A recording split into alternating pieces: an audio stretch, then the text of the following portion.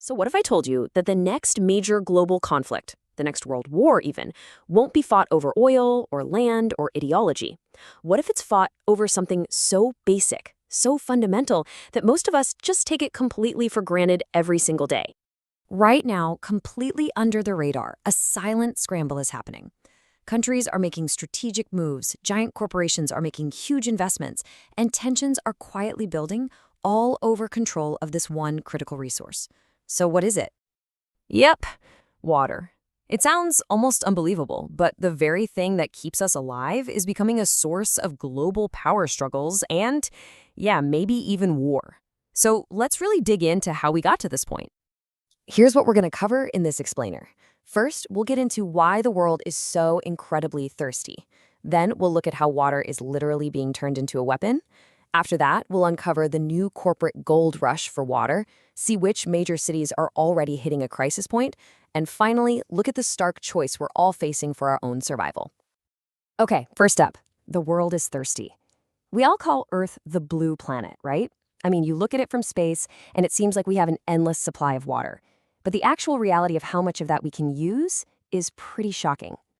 So, get this. Our planet's surface is over 70% water. But the thing is, 97% of that is salt water. Can't drink it. Of the little bit that's left, most of it is locked away, frozen in glaciers and ice caps. So when you boil it all down, the amount of fresh, accessible, drinkable water for all 8 billion of us is less than 1%. And we are tearing through that tiny fraction way, way faster than nature can possibly replenish it. This is not some far-off future issue. Right now, today, 4 billion people, that's more than half the world's population, face severe water shortages for at least 1 month every year. Our massive underground savings accounts of water, the aquifers, are being drained. And the great rivers that have been the lifeblood of civilizations for thousands of years, they're shrinking. This kind of scarcity, well, that's the perfect recipe for tension. And that leads us straight into our second section, how this scarcity turns into something far more dangerous. Because when a resource this vital gets this scarce, it stops just being about survival. It becomes a tool of power. It becomes a weapon. This chart really nails the fundamental power dynamic here. If your country is upstream, meaning you control the source of a river, you hold all the cards. You can build a giant dam and basically control the faucet. This gives you incredible leverage. You can literally create a drought for your downstream neighbors, threatening their farms, their economy, their entire way of life. And just to be clear, this is not a theoretical problem. This quote right here, it's from the Egyptian government. They were talking about a massive dam that Ethiopia built on the Nile River. For Egypt, a civilization that has relied on the Nile for its very existence for millennia, this isn't just a diplomatic issue.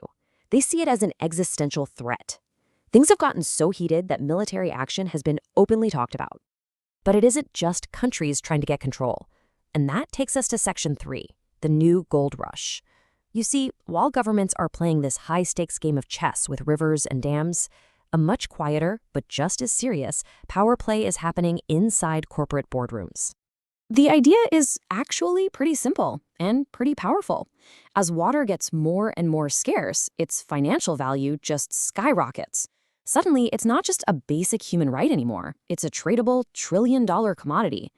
And you know what happens when there's a valuable commodity up for grabs? You have huge players, like the ones you see here, BlackRock, Nestle, Coca-Cola, strategically buying up water sources all over the world. I mean, think about Nestle bottling millions of gallons from public land during a drought, paying almost nothing for it, and then selling it back to people for a huge profit. At the same time, you've got billionaires buying up massive pieces of farmland, not because they want to farm, but because they want the priceless water rights that come with the land. It's the oil boom all over again, but this time the prize is something none of us can live a single day without. Okay, so all of this might still feel a bit distant, right?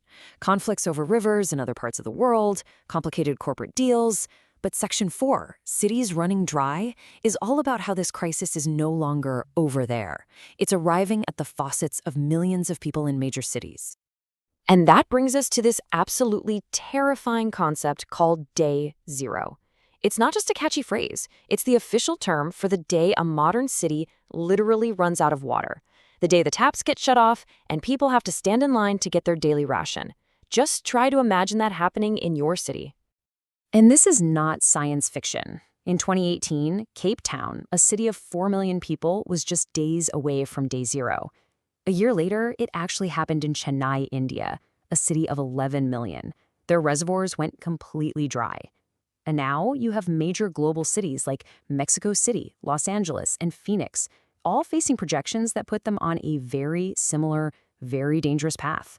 This crisis is here. So where does all this leave us? Well, that brings us to our final and honestly most important section, a choice for survival.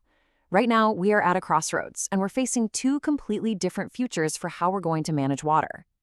This slide really lays it out. On one side, you have the path of cooperation, and the solutions on this path are real and they work. Countries like Israel already get more than half their drinking water from desalination, turning seawater into fresh water. We have amazing water recycling technology that can make wastewater cleaner than river water. The solutions exist. But then you have the other path, the path of conflict, which is kind of the one we're on now. It's nations hoarding water, using rivers as weapons, letting corporations buy up water for profit, and basically just getting ready for a fight. And this, to me, is the most alarming part of this whole story. The problem isn't that we don't have solutions. We do. The problem is a total lack of political will to actually use them. Instead of investing in cooperation and sustainable technology, the focus has shifted. It's all about securing water for strategic advantage because water is now being treated like the new gold. So it all comes down to this one fundamental choice. Humanity has faced down pandemics, world wars, all kinds of disasters. But trying to survive on a planet without enough water, that is a challenge on a completely different scale. The question isn't if we're going to face a global water crisis anymore, it's how we're going to deal with it now that it's here. Will we choose cooperation, or will the wars of tomorrow be fought not over ideas, but over thirst?